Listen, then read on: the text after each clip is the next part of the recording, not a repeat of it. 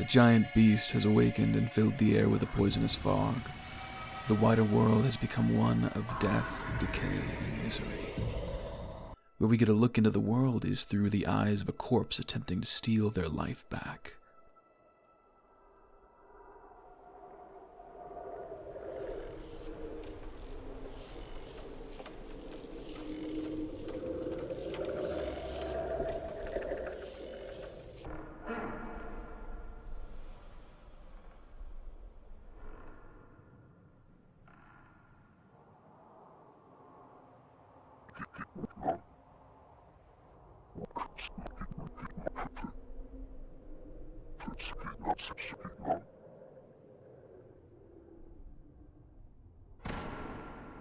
To no avail. The dead and unwanted have throughout history been thrown into a large hole known as the Great Well. At one point it was guarded, but over the years it has come to manage itself.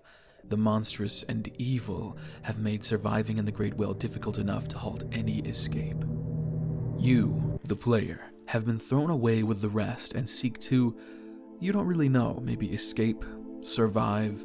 Whatever it is, you start with absolutely nothing but the skills you came in there with. You are weak and alone.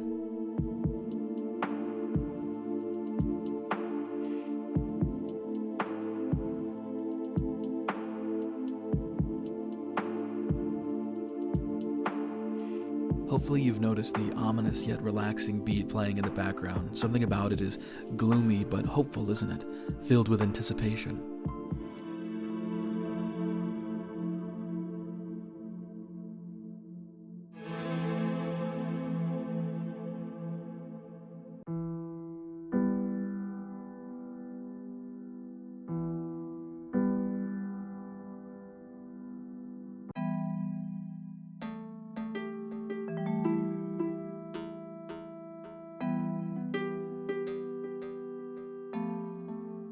This game has a fairly experimental soundtrack, refusing to fit into the typical fantasy genre.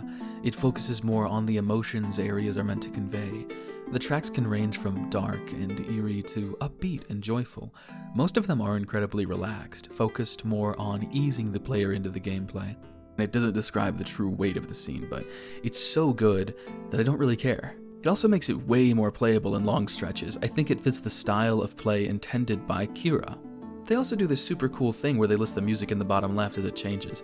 I used to do this in videos, but I stopped, and I really need to take the extra moment of effort again to do that every time. Listing the music playing is surprisingly a pretty bold move in a video game, even today. It shows that the creator Kira LLC has a deep love for every aspect of games, or at least a respect for artists. Before we get into the game itself, I want to dissect that name. It tells you everything about the game without giving you any information at all. Lunacid, combined from several different words and ideas.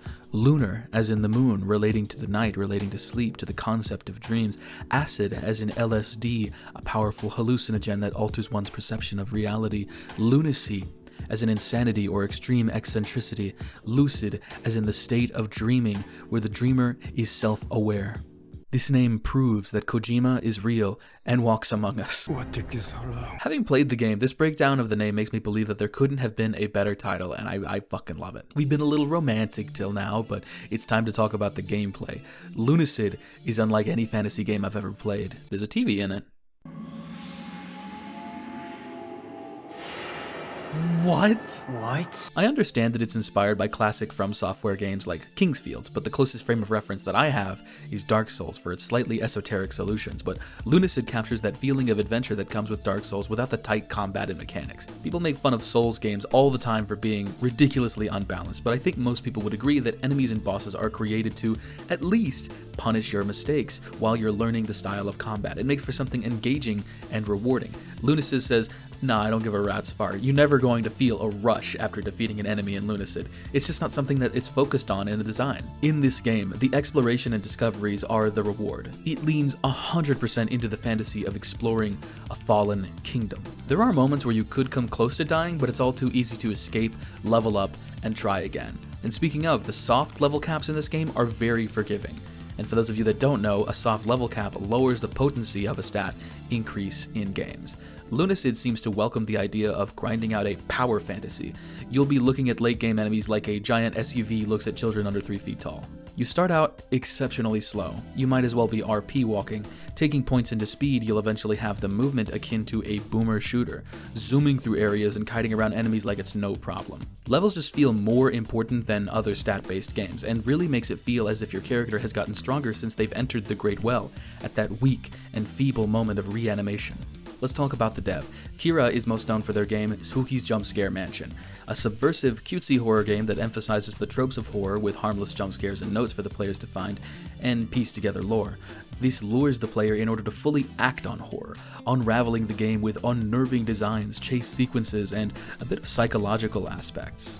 Past that game, Lost in Vivo is said to be one of the greatest horror experiences ever, but I'm too much of a wuss to check it out, maybe on Halloween. All of this is to say that Lunacid, which came after these two, have some fantastic horror elements thrown into it that add to the surreal nature. The sound design is top-notch, with constant cues in certain areas despite the player potentially clearing out the entire map.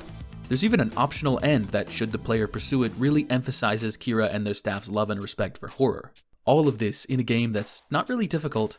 The horror elements are almost purely atmospheric. While going through the game, I changed my mentality on how to play it.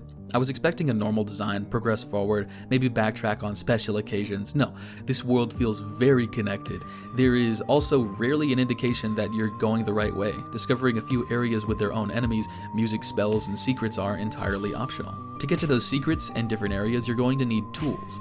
This game might have a couple of usable utility items, but your real utility belt is going to be the rings on your fingers. I don't want to spoil you with examples, but get out of the mindset of thinking of magic as a weapon. In Lunacid, they are all tools. Sometimes you'll use them to get to a place that seems completely out of reach. You'll discover secrets, new items, new lore entries. Not having a spell might even bar you from progressing the story.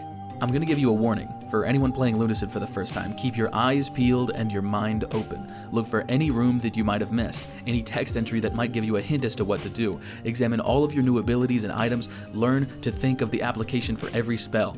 You are even encouraged to try everything out with how easy it is to swap weapons and skills. Oh yeah, and there's also a nifty manual section that calls back to when physical games used to come with a little booklet. I miss those so fucking badly, by the way. It's a good starter guide. I recommend reading it when you have questions about the mechanics. I'd encourage you to try it out and stay away from any guides as long as possible. Now, if you're absolutely stuck and you've just been aimlessly wandering around for a long time and getting bored, you should probably just go ahead and look it up. But if you feel like you're onto something, please try whatever you're thinking. I felt like a goddamn genius when I tried some shit.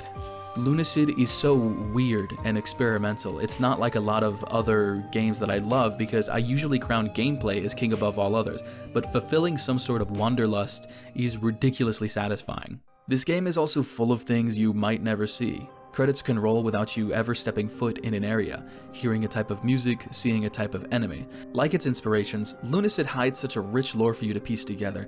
I don't expect you to obsess over it like me on your first playthrough, but the more that I got attached to the game, the more I wanted to know about the notable figures and events in that world. You can't expect them to not have secret endings.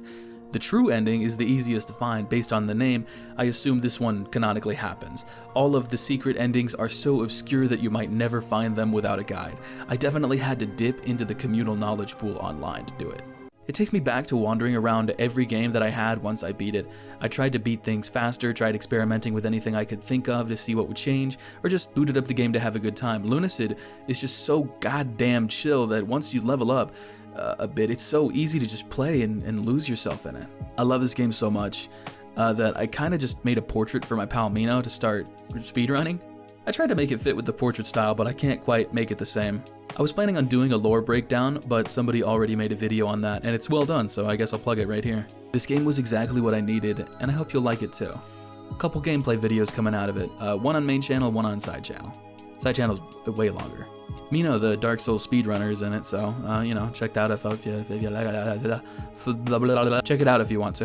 Thanks for watching, and I'll see you later.